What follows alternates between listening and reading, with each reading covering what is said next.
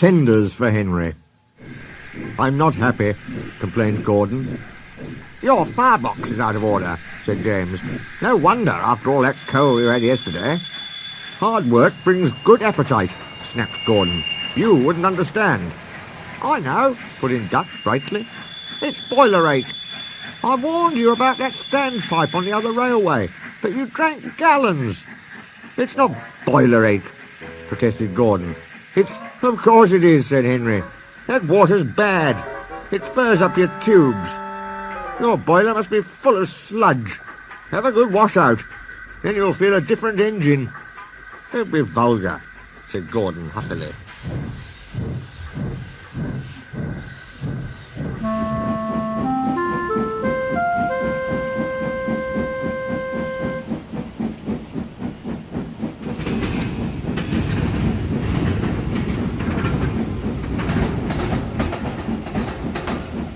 Gordon backed down on his train, hissing mournfully. Cheer up, Gordon, said the Fat Controller. I can't, sir. The others say I've got boiler ache, but I haven't, sir. I keep thinking about the dreadful state of the world, sir. Is it true, sir, what the diesels say? What do they say? They boast that they've abolished steam, sir. Yes, Gordon. It is true. What, sir? All my Doncaster brothers drawn the same time as me? All gone, except one. The guard's whistle blew, and Gordon puffed sadly away.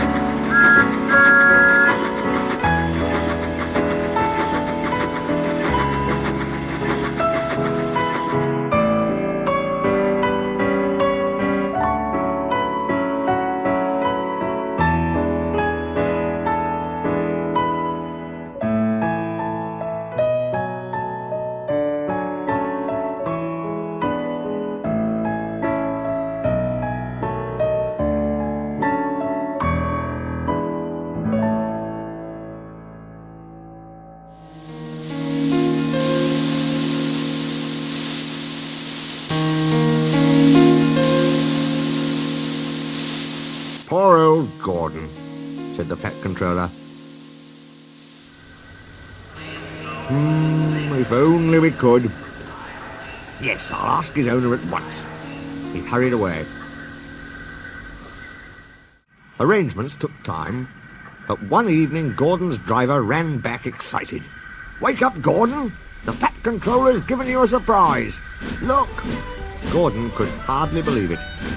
Backing towards him were two massive green tenders, and their engine shape was very like his own.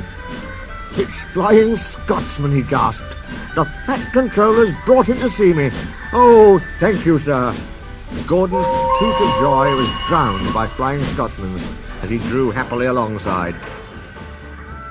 Next day, the two engines were photographed side by side. You've changed a lot, smiled Flying Scotsman. I had a rebuild at Crewe. They didn't do a proper Doncaster job, of course, but it serves.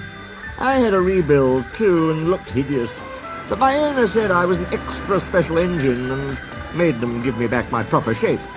Is that why you have two tenders, being special?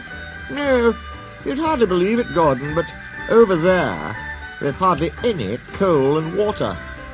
But surely, every proper railway... Exactly. You are lucky, Gordon, to have a controller who knows how to run railways. Everyone got on well with Flying Scotsman, except Henry. Henry was jealous. Tenders are marks of distinction, he complained. Everybody knows that. Why has he got 2?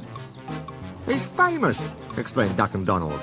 He was the second to go 100 miles an hour. Besides, the other railway has no coal and water. Whew, sniffed Henry. I can't believe that. I never boast, he continued, but I always work hard enough for 2. I deserve another tender for that. Duck whispered something to Donald.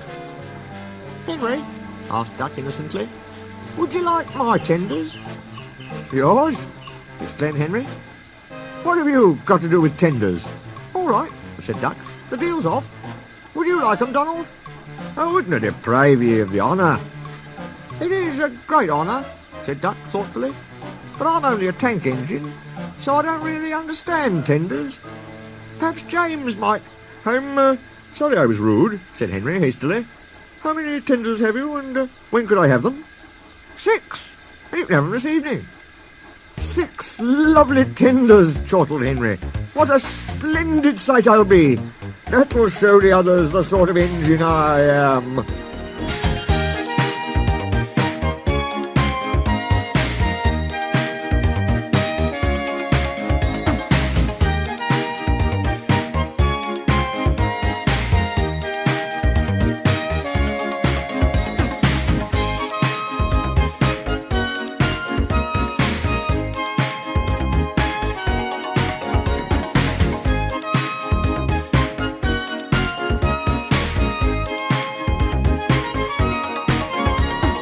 Henry was excited. Do you think it'll be all right? He asked for the umpteenth time. Of course, said Duck.